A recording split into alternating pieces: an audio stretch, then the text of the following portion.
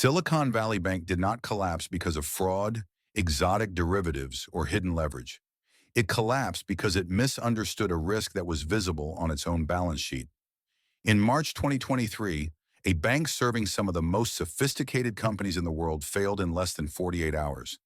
There was no mystery product, no complex trading strategy. The problem was timing, concentration, and speed. What followed was the second largest bank failure in U.S. history, triggered not by secrecy, but by transparency arriving too late. Silicon Valley Bank revealed how modern financial systems can appear stable while quietly accumulating structural fragility. This is the story of a collapse that did not hide in complexity, but in plain sight, and what it says about how risk still moves faster than oversight. Silicon Valley Bank was founded in 1983 with a focused mission: serve technology startups, venture capital firms, and the innovation economy. Over decades, it became the financial backbone of Silicon Valley, handling deposits, lending, and cash management for thousands of early-stage companies. Unlike traditional banks, SVB's client base was unusually concentrated. Its customers were not households but businesses funded by venture capital, often holding large uninsured balances. This specialization fueled growth. As the tech sector expanded, so did SVB's deposits. By the late 2000s, the bank was deeply integrated into the startup ecosystem, trusted by founders and investors alike. Its reputation was built on familiarity and access rather than scale. SVB was not perceived as risky. It held high-quality assets and operated within regulatory frameworks. Its leadership believed it understood its clients and their behavior. Regulators viewed the bank as regionally important, but not systemically critical. These assumptions shaped decisions that would later define the collapse. SVB sold safety through alignment. The bank positioned itself as a stable partner to innovative companies navigating uncertainty. Depositors believed their funds were secure because SVB invested conservatively, primarily in government-backed securities. Unlike investment banks, SVB did not promise outsized returns. It promised reliability. The broader promise extended to regulators and markets. Interest rate risk was considered manageable. Long-duration bonds were viewed as safe if held to maturity. Accounting rules allowed unrealized losses to remain largely invisible, reinforcing confidence. As long as deposits stayed put, the model appeared sound. SVB's leadership believed its clients would behave predictably. Startups, they assumed, would draw down cash gradually. Venture capital funding would remain available. Even if conditions tightened, there would be time to adjust. The promise was not growth without risk, but stability through prudence. Risk existed, but it was framed as distant, slow-moving, and controllable. What was underestimated was not the size of the risk, but the speed at which conditions could change once confidence shifted. SVB's balance sheet expanded rapidly during the technology boom of 2020 and 2021. Venture capital funding surged and startups deposited unprecedented amounts of cash. SVB's deposits more than doubled in a short period. Faced with excess liquidity, the bank invested heavily in long-term government bonds and mortgage-backed securities. These assets were considered low credit risk, but they carried significant interest rate sensitivity. As rates remained low, the strategy appeared efficient. Earnings were stable. Capital ratios looked healthy. SVB's influence grew within its niche.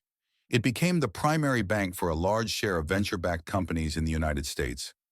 This concentration was not hidden, but it was accepted as a feature rather than a vulnerability. When inflation accelerated and interest rates began rising in 2022, the value of SVB's bond portfolio declined. These losses were unrealized, but material. The bank chose not to hedge aggressively, expecting rates to stabilize and deposits to remain. SVB's rise was built on trust, specialization, and macroeconomic conditions that no longer existed. The structure held only as long as those conditions remained unchanged. The failure began with a mismatch between assets and liabilities. SVB held long-term securities funded by short-term, confidence-sensitive deposits. As venture funding slowed, startups began withdrawing cash faster than expected. Liquidity tightened. To meet withdrawals, SVB was forced to sell assets at a loss. In March 2023, the bank announced a capital raise to shore up its balance sheet.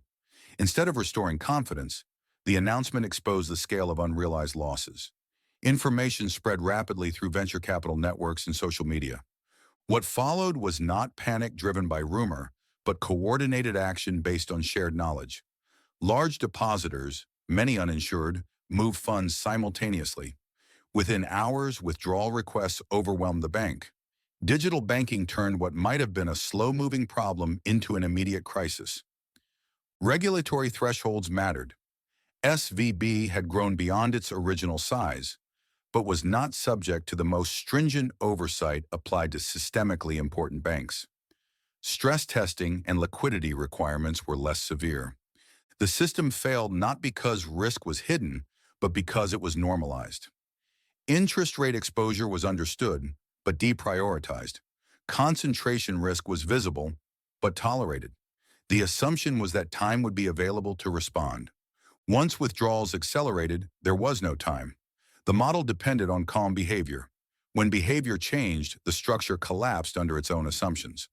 On March 10, 2023, regulators seized Silicon Valley Bank. The collapse occurred in less than 2 days, marking one of the fastest bank failures in modern history. Depositors were locked out of accounts, markets reacted immediately, bank stocks fell, and concerns spread to other regional institutions. The speed of the failure forced authorities to intervene decisively. The U.S. government guaranteed all deposits, including those above insurance limits, to prevent broader contagion. Emergency liquidity facilities were introduced to stabilize the system. SVB's collapse was contained, but only through extraordinary measures. The intervention underscored how quickly confidence could destabilize even conservative institutions. The bank did not fail quietly. It failed visibly in real time, watched by markets and customers alike. The collapse demonstrated that in a digital financial system, trust can disappear faster than models can adapt. The aftermath raised uncomfortable questions. Regulators faced scrutiny over oversight gaps. Banks reassessed interest rate risk and deposit concentration. Accounting practices that masked unrealized losses drew renewed attention. While immediate contagion was limited, the precedent was set. Depositors learned that speed matters. Banks learned that specialization can amplify vulnerability. Policymakers learned that even simple balance sheets can produce systemic risk under modern conditions. SVB ceased to exist, but the environment that enabled its collapse remained. The system absorbed the shock, but only by bending its own rules to preserve confidence. Silicon Valley Bank did not collapse because it took extreme risks. It collapsed because it relied on stability that no longer existed. The failure showed that risk is not defined by complexity, but by dependency. Modern financial systems move at the speed of information. When assumptions break, reaction time disappears. SVB's story reveals how institutions can appear safe while quietly becoming fragile. The lesson is not that innovation failed, but that systems built for efficiency struggle with abrupt change. When confidence becomes the primary buffer, its loss becomes the trigger. SVB was not an anomaly. It was a reminder that systemic risk adapts faster than regulation.